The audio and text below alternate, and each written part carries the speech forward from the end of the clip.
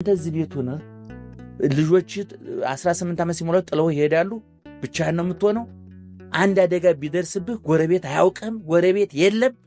ያ ናይኗኗን ልክ አንድ ችግር ሲደርስብህ ቁጥሩን ነክተህ ስትደውል ያ የተደወለለት መስሪያ ቤት ከየት እንደተደወለለት ቦታውን አቅጣጫውን ይጠቁመዋል። ልክ ወዲያው ከተፍ ብሎ እዛ ቤት ይመጣል።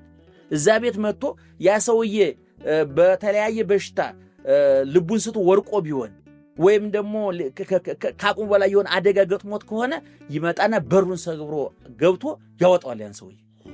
እኛ ግን ናይኗኗን አለ ናይኗኗን የለም ግን እሳት አደጋ እንደዚህ ፖሊስ የተጠናከረ አይደለም። ያልተጠናከረው ክፉ ስለሆኑ አይደለም፣ ሰዎቹ ደድሆች ስለሆነ ነው። ስለዚህ እኛ ናይኗኗን አለን ወይ? የለንም።